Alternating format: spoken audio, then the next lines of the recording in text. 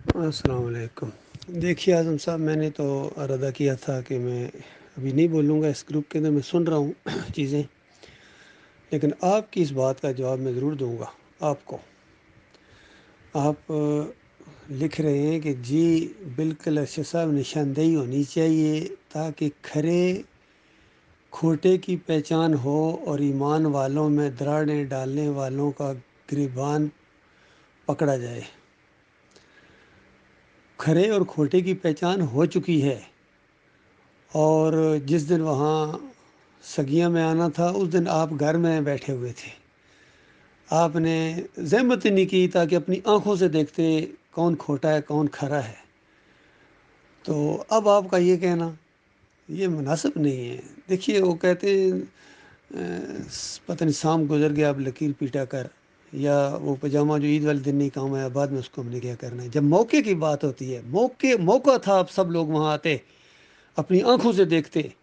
اور پھر آپ کو پتہ چلتا کہ کون کھوٹا ہے اور کون کھرا ہے۔ پھر گھر بیٹھ کے تو پہچان نہیں ہوگی نا۔ جب وقت اب باہر آنے کا، اس وقت آپ گھر بیٹھے ہوئے تھے، اور اب کہتے ہیں کہ ہاں جی وہ کر لیتے ہیں جی پہچان تاکہ وہ ہو چکی ہے۔ اگر آپ کو نہیں ہوئے تو آپ لگے رہیں، اپنی تحقیق کریں، جو مرضی کریں، پورے وقت آپ کے پاس قیامت تک کے لیے ہے۔ باقی ہمیں کھوٹے اور کھرے کی پہچان ہو گئی ہے، اسی وجہ سے وہ ہر بندے کو اس کے مقام پر رکھا ہے۔ کھرے ہمارے سروں کے تاج ہیں، وہ سواری کریں ہم رکاب تھامیں، اور کھوٹے سکے ان کو لے کے ہم کیا کریں گے بتائیے؟ انہوں نے ہمارے اندر آ کے بھی گاندھی بچانا ہے۔ تو باقی ایک اور صاحب نے کہا تھا کہ یہ ہو جائے تاکہ دودھ کا دودھ اور پانی کا پانی،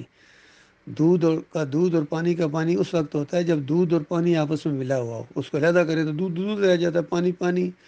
لیکن اس گندگی سے آپ کیا نکالیں گے؟ گندگی جتنی مرضی ادھر کو ادھر کرو گے، ادھر کے ادھر کرو گے، تو کیا وہ دودھ علیحدہ ہو جائے گا؟ دودھ تو ہے ہی کوئی نہیں وہاں، وہاں تو سب شر ہی شر ہے، ان کی فریب کاریاں ہیں، اور اسی کے اندر آپ زیادہ یعنی الجھے ہوئے ہیں۔ بس آپ کے لیے دعائیں کی جا سکتی ہے، باقی کھرے اور کھوٹے علیحدہ کر دیے گئے ہیں،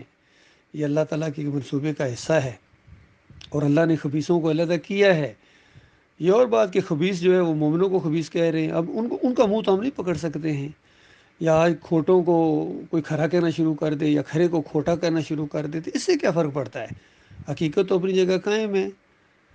باقی زیادہ دیر کوئی نہیں ہے، تھوڑا سا صبر کر لیں، مرنے کے ساتھ سب کو پتہ چل جائے گا کیا کوئی لے کے آیا اور کیا کوئی، کون مخلص تھا اور کون غیر مخلص تھا، کون جھوٹے تھے اور کون سچے تھے، کس نے سچوں کا ساتھ دیا اور کس نے جھوٹوں کا ساتھ دیا، اور کس نے مومنوں کی جماعتوں کے اندر دراڑیں ڈالی، ان کا شرازہ بکھیرا، ٹکڑے ٹکڑے کر دیا۔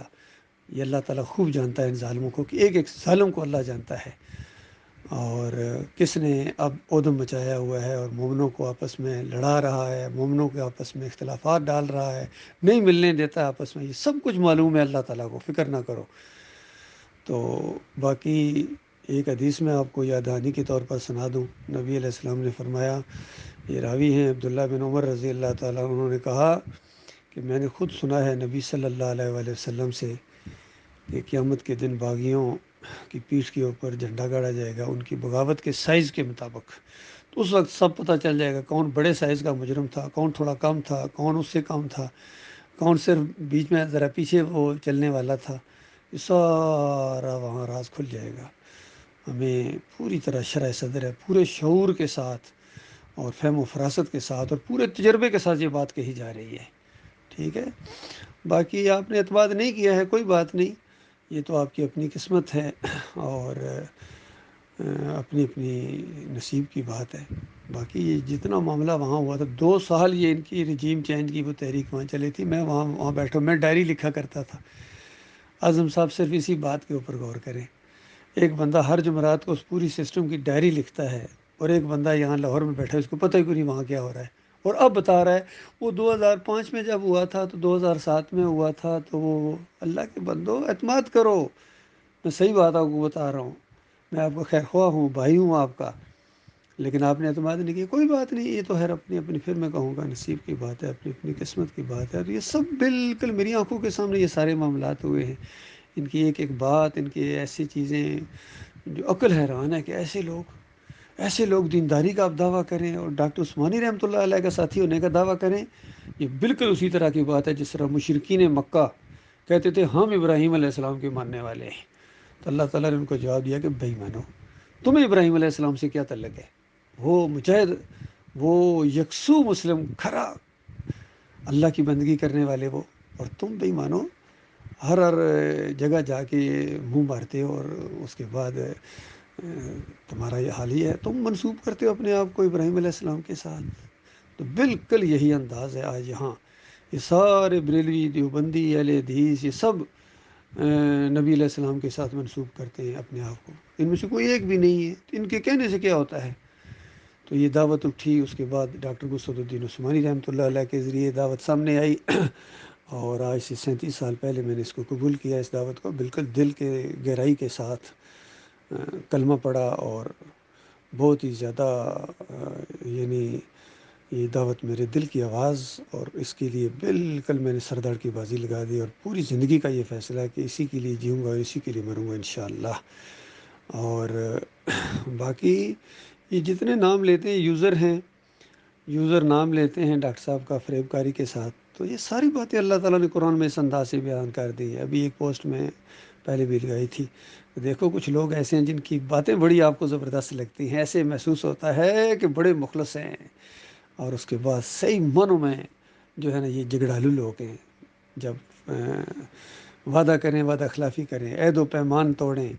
جھوٹ بولیں، امانت رکھی جائے خیانت کریں، جب کبھی لڑائی جھگڑا ہو گلیاں بکیں، یہ ساری صفات ان کے اندر موجود ہیں، ساری صفات ان کے اندر موجود ہیں۔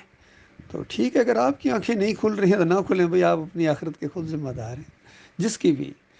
باقی ہمارا کام تھا بتانا، بتاتے بھی رہیں گے، ہمیشہ اپنے بھائیوں کی خیرخواہی کریں گے، سب کے ساتھ یہی معاملہ ہے۔ جب بھی کسی کو احساس ہو جائے صحیح دین اگر وہ سیکھنا چاہتا ہے تو یہ پلیٹ فارم موجود ہے مخلص مومنوں کا، اور اگر آپ مخلص اور غیر مخلصین میں ابھی بھی آپ فرق نہیں کر پائیں، اتنی باتیں آپ کے سامنے آ گئی، پھر بھی آپ کو سمجھ میں نہیں آ رہی، پھر آپ اپنے انجام کے خود جواب دیں۔